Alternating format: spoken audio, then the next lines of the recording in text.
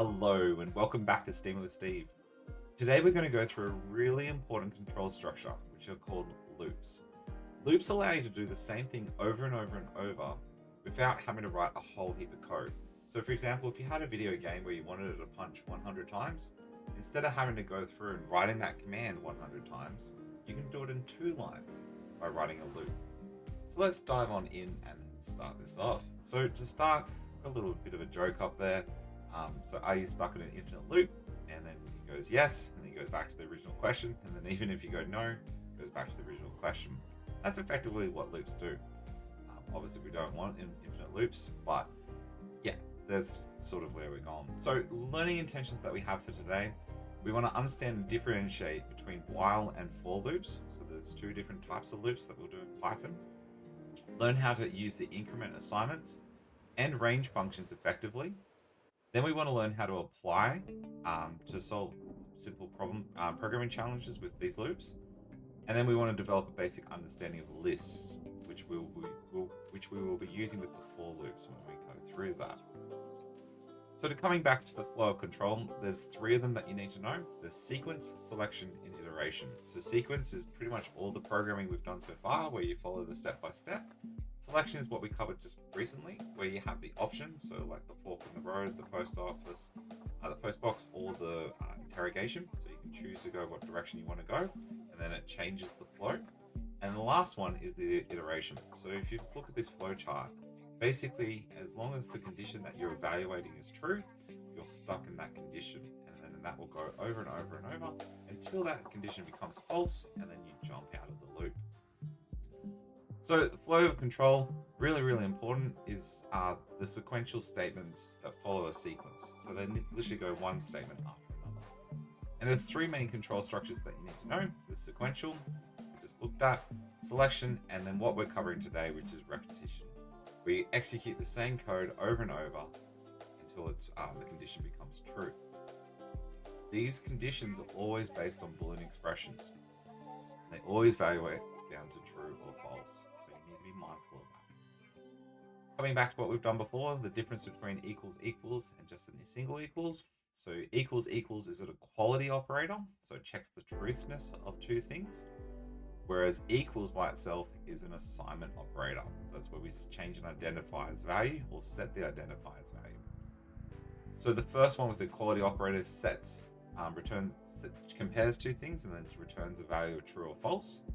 Whereas the assignment operator checks the value and then sees if it's and then stores it inside of memory. So then you might have seen this one, which is an increment assignment. And basically this is used for while loops or any time that you want to increment something. And it's pretty simple. Basically allows you to change a variable and increase it by adding a certain amount that you put on the right hand side of the equal sign. So first of all, what do you think is the difference between x is equal to x plus 1 and x plus equal to 1? Well, you've guessed correctly. There's actually nothing. So the whole point behind this is basically to allow programmers to write less code and make it a bit more concise for the readers when you're seeing it.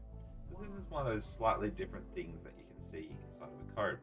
Now, by using a simple variable like x, it doesn't look like you've actually won that much. But if you had a more complex variable name like, I don't know, high score, you would have to rewrite high score is equal to high score plus 1.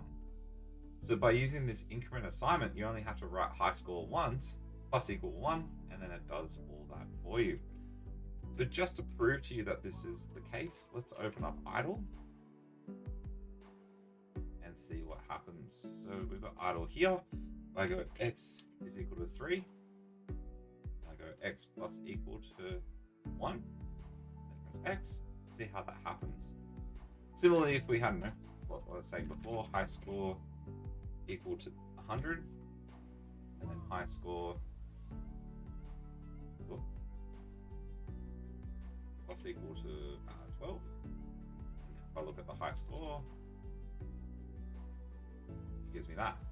If we did it the other way, we would have to go with that and then retype high score plus 12. And then that would do the same, but you see how we've saved some time by having to instead of rewriting the same variable over and over, which is what programmers love because we're lazy.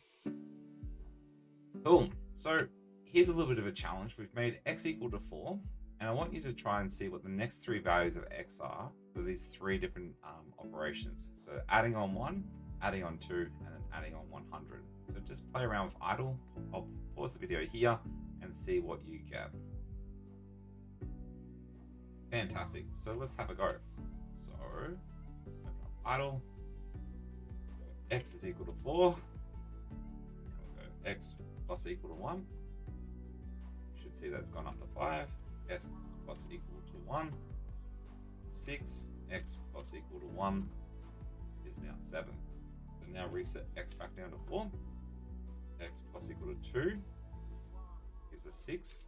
X plus equal to 2 gives us 8. X plus equal to 2 gives us 10.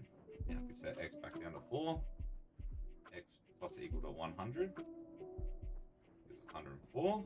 X plus equal to 100, 204. X plus equal to 100, 304.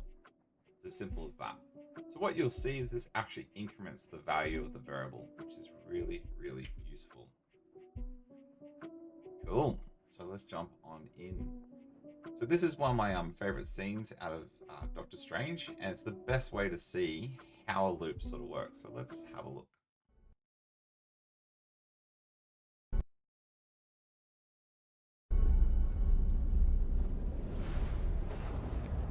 So for those that don't remember, he's got the time stone that allows him to control time.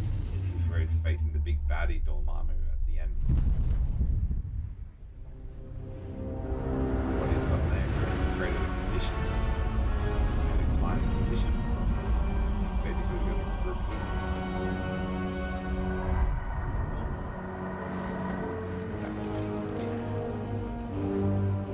Dormammu, I've come to bargain. He's here to bargain. Your world is now my world. All worlds.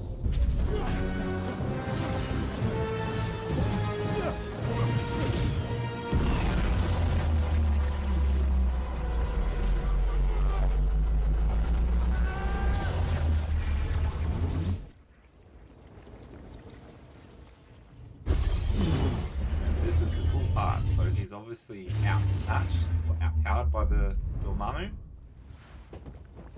And then he's trapped in a time loop. Dormammu, I've come to bargain.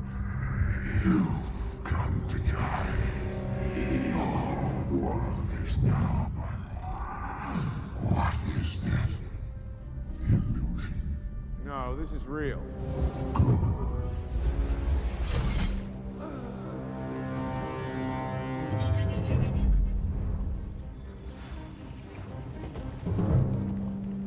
Dormammu, I've come to bargain. And this is the cool part.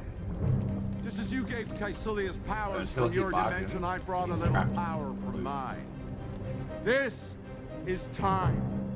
Endless, looped time.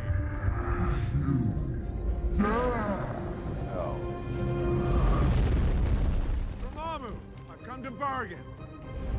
You cannot do this forever. And then for the Marvel nerds out there, Actually, this is I apparently can. how he got all these skills. This is how He kept things are training now. Against Dormammu. You and me, this whole time. trapped in this moment, endlessly. Then you will spend eternity dying. Yes. But everyone on Earth will live. But you will suffer. Pain's an old friend. Dormammu, I've come to bargain. Dormammu, Dormammu, Dormammu.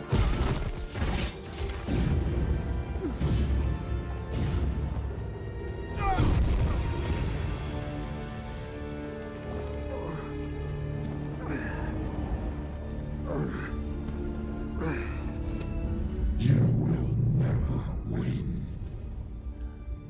No. But I could lose. Again. And again. And again. And again forever. That makes you my prisoner. Stop! Make this stop! Set me free! I've come to bargain. What do you want? Take your zealots from the earth. End your assault on my world. Never come back. Do it, and I'll break the loop.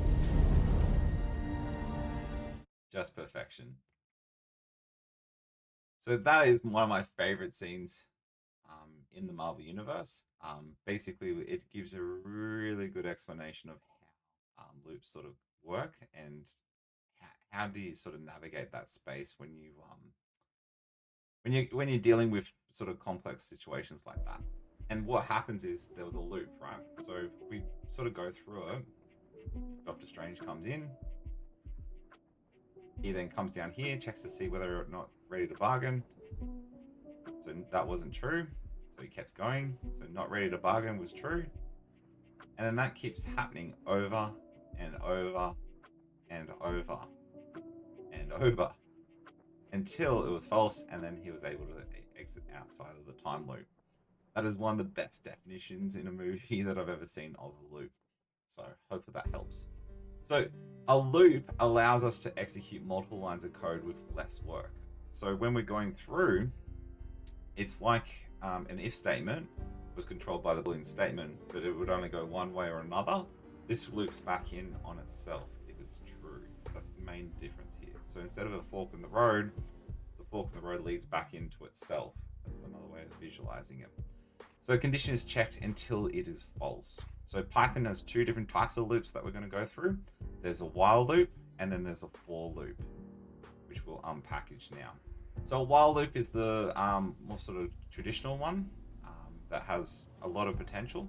And basically the way that it works is it has a condition that it checks, and then until that, while that condition is true, it keeps doing the loop. And then as soon as it's false, it exits the loop. Now, usually what people do when they start off is they have a control variable, and then you increase that variable using what we just did before with the increment assignment. So the first step is you set a control variable. You then check the variable to see whether or not it's true or false. You do something while it's true, and then you increase the variable. And then basically you repeat this until it's false. So if we were to draw this as a flow chart, what happens is you set x equal to something, so 0 or 1. You then come down here and check x against the condition. So is x less than 200? If it's true, then you jump back up and you do something, you increase x by 1, and then you jump back into the loop. So then that connects back in. Once that happens, you keep going until it's false, and then you exit the loop. So that's basically how a while loop structure sort of looks. Now to code it, it's actually quite easy. So the first step is you set x is equal to 0. You then have while this condition is true, with a colon at the end, and then do these statements afterwards. So you set the control variable, the condition must be true, and usually that's all on one line. There's a bit of a typo on my end here, but which I'll fix later. And then you have the colon, and then while is the reserve word that we use, and then you increase the control variable. And then anything underneath the while statement needs to be indented as well. So while this condition is true, keep doing it until the condition is false. So to see the actual code, this is basically the steps. So set the control variable to start. So we go x is equal to 1. Now we're going to do while x is less than 6. And we're going to print x. So then it's going to print out the value. And then x plus equal to 1. So what happens there? While x is less than 6 goes true. And then it goes back up. X plus equal to 1. And then it prints out the display.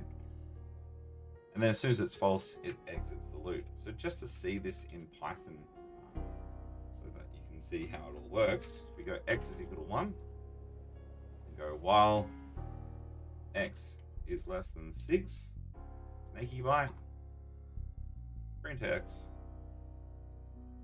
and then x plus equal to 1.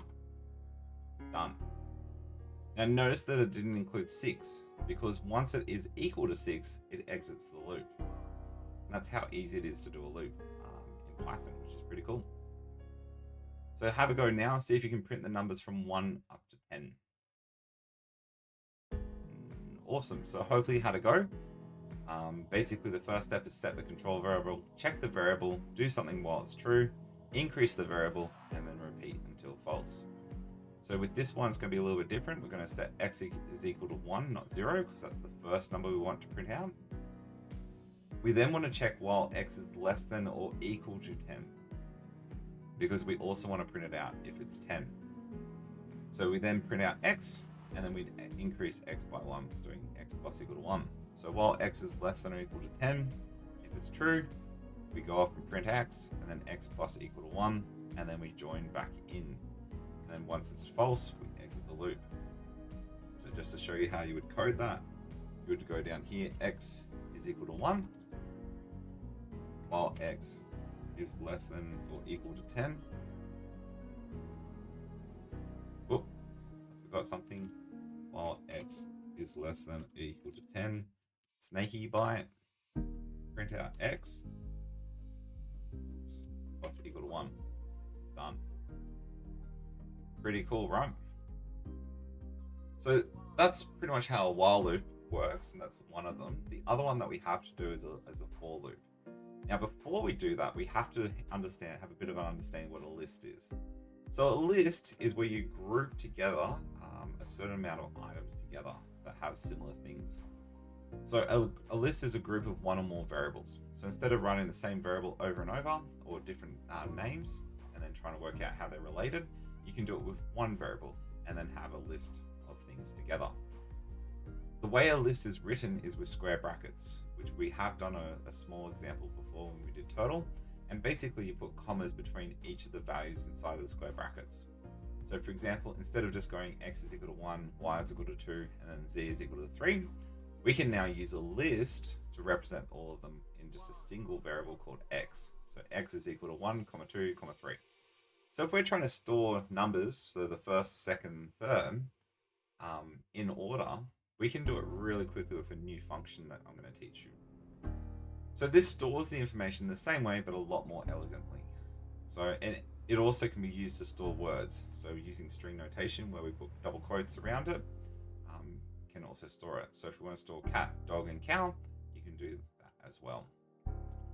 So a common question that I always ask all my classes: when running a race, do you start at 0 meter, or 1 meter into the race? And if you think about it, you would always start at 0. So when you're doing a list, it's the same thing. When you're looking at the positions, it's not the first position, it's actually the 0th position. Now we do that because of what we went back to when we were learning about binary numbers. 0 is the first number. So it's a waste of memory if we don't include that. And it's really important that we use every single piece of memory that we have. So I sort of think of this like being, if you kill an animal, for example, you want to use every single piece. So the hide, the meat, the horns, all those different things have use, and you want to make sure you use it all. So the same with your the memory that you use inside of a computer, we need to use the 0th position as well. So the range, the way this works is basically a loop structure, and we need a list of numbers from the range function. So we're the input at the start, and then we have the end as well in the range, which we can control. So the start is included as the number of in the list, but it doesn't tell where the end is. So in the range, if you start from 0, you can see where the range end is, which is really easy. So you literally go range 6, and then that will do 6 numbers, but it starts from 0. Right, so if you go range 11, what happens is you go 0, 1, 2, 3, 4, 5, 6, 7, 8, 9, 10. Now this is where it gets a little bit different. It doesn't include 11. So what happens is you start at 0, there are 11 numbers physically there, but it doesn't include the 11. So 11 is the cutoff. Alternatively, you can also state where the range start is and where the range end is. And you do that by using this function. So you go range, say start from 1 and you want to go up to 10, you would go range 1, 11. So then that wouldn't include the 11, but 11 is where the cutoff is.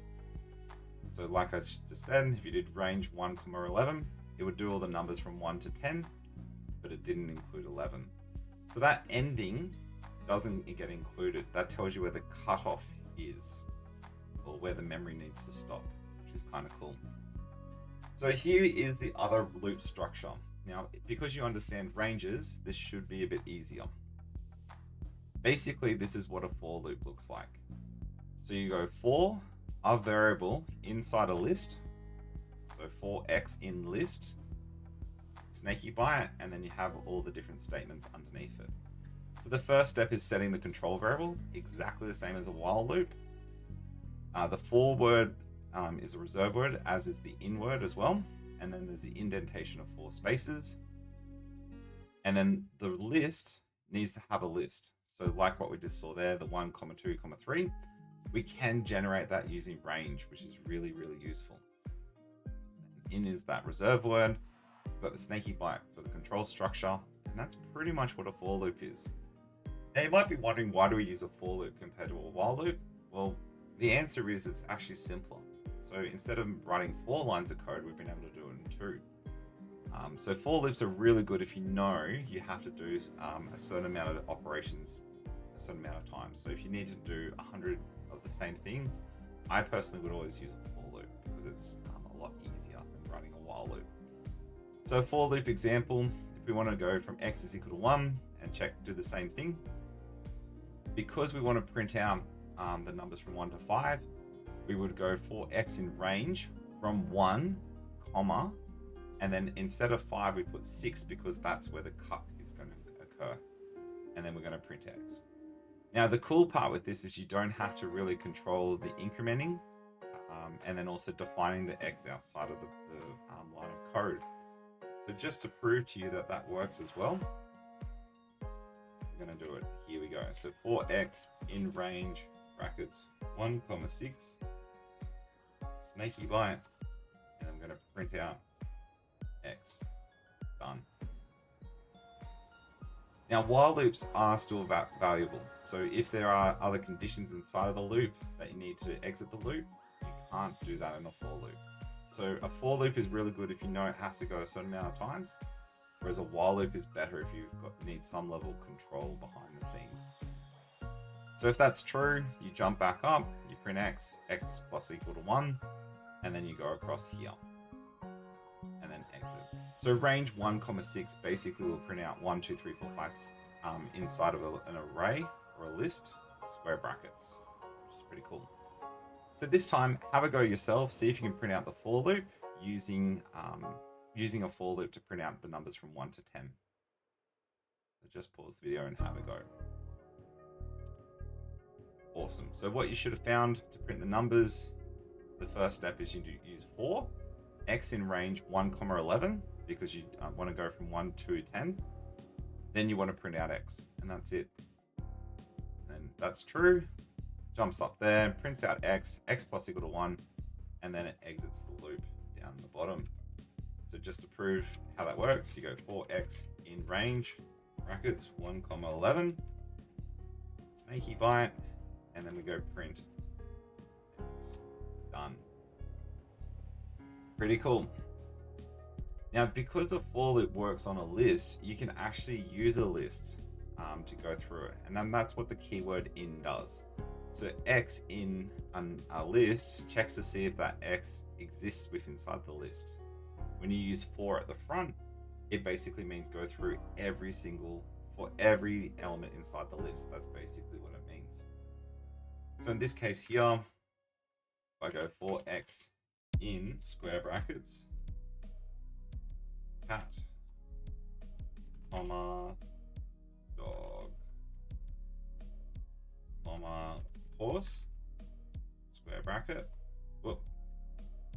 We got the most important bit. Cat, comma, dog, comma, horse. Snaky byte. Print out x. And then that's what happens. So we'll go through every element inside that list and print it out. We will unpackage a lot more with lists later, but this just gives you sort of a taste tester of what it does. It's a very useful thing. So have a go now. See if you can print out, make a loop to print out the names Harry, Sally, Henry, and Samantha. So just pause the video there and have a go. Awesome. So what you should find is you would have gone for X in square brackets, comma, quotation marks Harry, comma, quotation marks Sally, quote Henry, and then Samantha, square brackets, and then a colon or a snaky bite at the end, and then print X. And then what you should have found is that should print out all the names. So let's go down here for X in square brackets, Henry, and then make sure you use the same ones. So then I'm going to go Sally. Sorry. I'm going to do Harry here. Save a bit of time. And then Samantha. Square brackets, colon. Yes. Done. Cool. So the main difference between a for loop and a while loop. This bit of code here printed out all the numbers from 1 to 10. This bit of code here did exactly the same thing. So have a bit of a pause, think about what's the difference between the two. So with a while loop, the variable is initiated at the start. You change the variable inside of the loop. So see how it's indented? So you have to have that control variable changing with it. And it's more explicit. So it's very direct with what has to happen inside the loop. So if you understand the logic behind it, it's a lot easier to sort of get your head around, well, here's a control variable, here's the condition, here's the action that needed to happen, and here's that control variable changing by 1 each time. It's also a bit more spread out. So it's done over 4 lines of code. And like I said, because you've got this condition you're checking each time, you have a lot more control. A for loop, however, basically has the variable initiated, just goes X, and then it changes the variable at the start inside of the range because the X is checking each element inside of that list. It's more implicit, so you have to understand sort of what's happening inside of this loop, and it's more compact as well. So the 5-cent version is the for loop is really good if you know it has to execute 20 times, and it's always going to be 20 times. Whereas the while loop is better if you want to have a bit more control of what you want to do behind the scenes. So some conclusion questions. How can loops make coding more efficient and less repetitive? Can you think of a real world situation where a loop might be useful? And then how might you apply what you've learned about loops in your next programming project? There is a Kahoot that's attached to this, and there is also some exercises online, which I'd highly recommend. With Holy Python, they have some really cool stuff in it. I would have play around with because they can show you exactly how that loop looks. So that's it from me. Hopefully you understand now the difference between a for loop and a while loop, and you understand how that repetition sort of works. Thank you very much. If you can give me a like and subscribe down the bottom, it really helps with the YouTube algorithm. See you next time on Steam It with Steve. Adios.